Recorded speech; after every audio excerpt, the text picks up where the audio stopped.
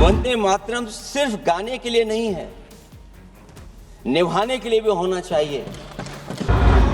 सभापति महोदय इनको देख लीजिए और फिर बैठ जाओ। कम्युनल पॉलिटिक्स नहीं चलेगी और कम से कम हमारे उत्तर प्रदेश के साथियों ने कम्युनल पॉलिटिक्स को अंत किया है वहां पर जहां से कभी इन्होंने शुरू की थी। आज जब हम आजाद हो गए हैं तो आज देखिए उत्तर प्रदेश में क्या हो रहा है कि जो प्राइमरी स्कूल है वो बंद किए जा रहे हैं। 26,000 से ज्यादा स्कूल बंद हो गए।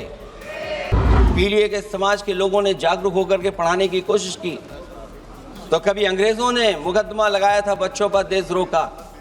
आजादी के बाद भारतीय जनता पार्टी की सरकार ने वहां पर मुकदमे उन पे लगाए जो पढ़ने गए और जो पढ़ाने गए।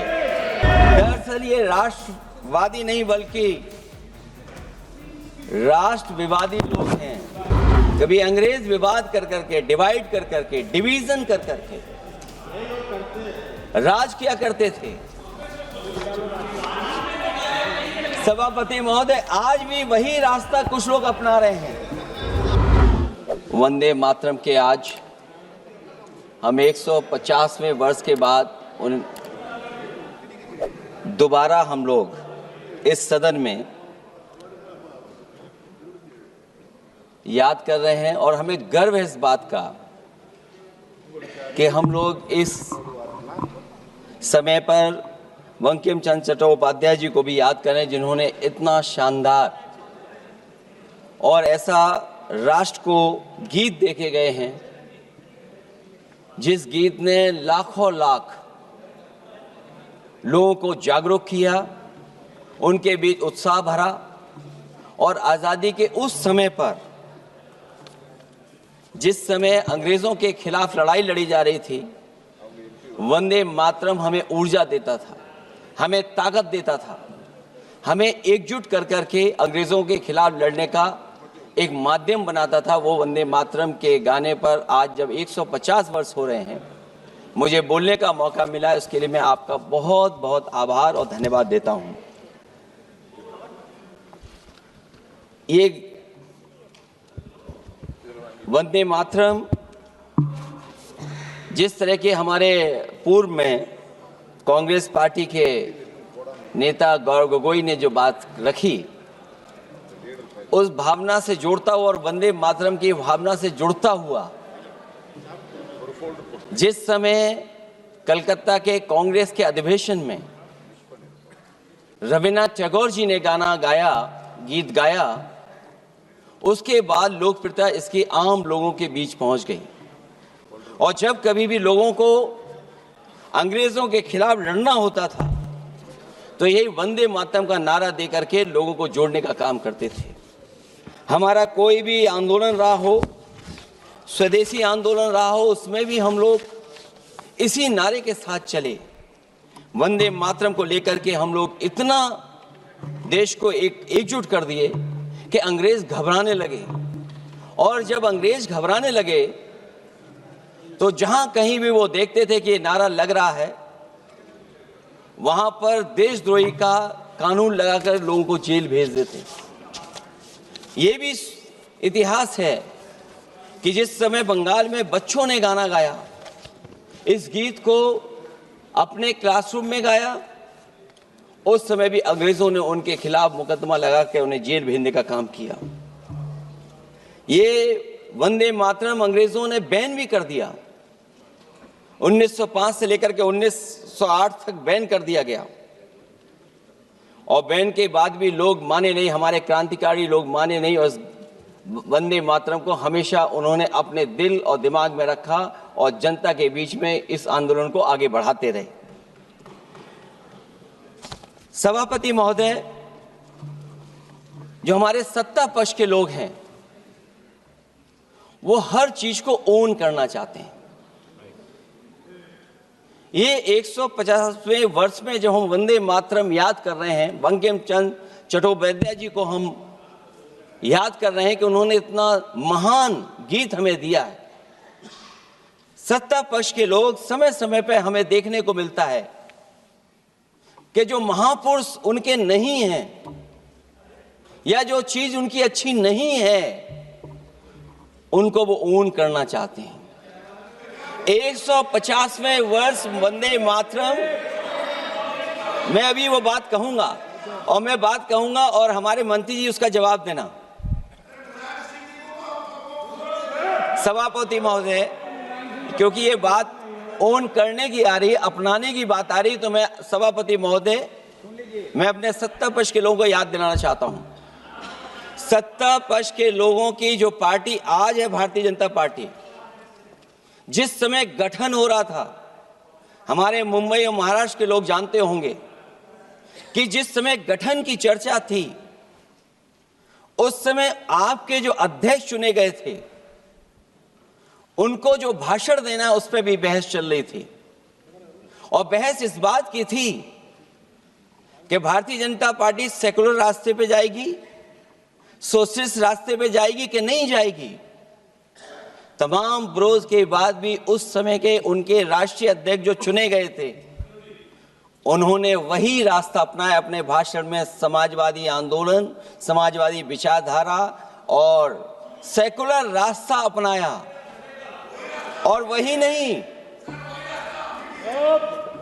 नहीं, जो उनका मंच था उसमें जयप्रकाश जी की तस्वीर लगा करके भी उन्होंने लोगों को ये भ्रम फैलाने की कोशिश की कि जेपी के रास्ते पर भारतीय जनता पार्टी चलेगी। बताएं माननीय मंत्री जी, आप कितने सेकुलर हैं आज, कितने सोशलिस्ट हैं आज? अभी गौरव गोगोई जी ने ठीक कहा, इंडिगो का हवाई जहाज उड़ नहीं रहे हैं, उड़ नहीं रहे कि उड़ाए नहीं जा रहे हैं? उड़ाए नहीं जा रहे। और क्या बात कही गई थी कि गरीब भी उसमें चल सकेगा। इसलिए सभापति महोदय, मैं बात दूसरी तरफ नहीं ले जाना चाहता हूं। वंदे मातरम सिर्फ गाने के लिए नहीं है, निभाने के लिए भी होना चाहिए। सभापति महोदय, आज हम आकलन करें, पीछे मुड़ करके देखें कि हम इस वंदे मातरम को कितना निभा रहे हैं। जिस वंदे मातरम ने आजादी के आंदोलन में सबको जोड़ा, आज के दरारवादी लोग उसी से देश को तोड़ना चाहते हैं। ऐसे लोगों ने, सभापति महोदय, ऐसे लोगों ने पहले भी देश के साथ दगा किया और आज भी कर रहे हैं। ये चर्चा तो जोड़ने का काम करेगी ना अखिलेश जी, क्योंकि आज वंदे मातरम की चर्चा, वही मैं कह रहा हूँ, वंदे मातरम में जोड़ने का ही काम करेगी। वंदे मातरम कोई दिखावा नहीं है, ना ही राजनीति का विषय है। क्योंकि सभापति महोदय, हम जब ये चीज इनके विचारों से, इनके भाषणों से जब बाहर सुनते हैं तो ऐसा लगता है कि वंदे मातरम इन्हीं का बनवाया हुआ गाना है। जिन्होंने, सभापति महोदय, जिन्होंने आजादी के आंदोलन में भाग ही नहीं लिया है, वो वंदे मातरम का महत्व क्या जानेंगे। सच तो ये है कि सरफरोश लोग वंदे मातरम दिल से बोलते थे। उन आजादी के दीवानों के खिलाफ कुछ लोग अंग्रेजों के लिए जासूसी और मुखबिरी का भी काम करते थे। दरअसल ये राष्ट्रवादी नहीं बल्कि राष्ट्र विवादी लोग हैं। जहां विवाद करना हो, कभी अंग्रेज विवाद कर करके, डिवाइड कर करके, डिवीजन कर करके राज किया करते थे। सभापति महोदय, आज भी वही रास्ता कुछ लोग अपना रहे हैं। वो डिवीजन का रास्ता अपना रहे हैं, डिवाइड का रास्ता अपना रहे हैं, दरारवादी रास्ता अपना रहे हैं। इनका इतिहास खंगाला जाए कि इन्होंने आजादी के पहले और आजादी के बाद वंदे मातरम क्यों नहीं गाया। ये सभापति महोदय, आज जब हम वंदे मातरम पे इतनी चर्चा कर रहे हैं, जिस भाव से हम लोग यहाँ बैठे हैं, कम से कम ये भी खंगाला जाए इतिहास में कि वंदे मातरम कुछ लोगों ने कब गाया।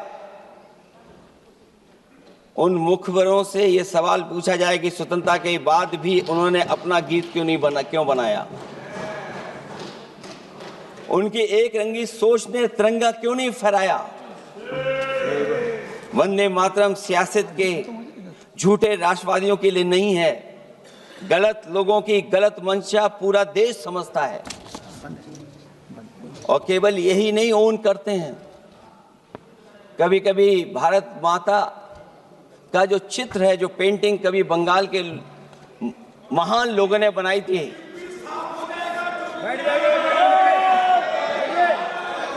सभापति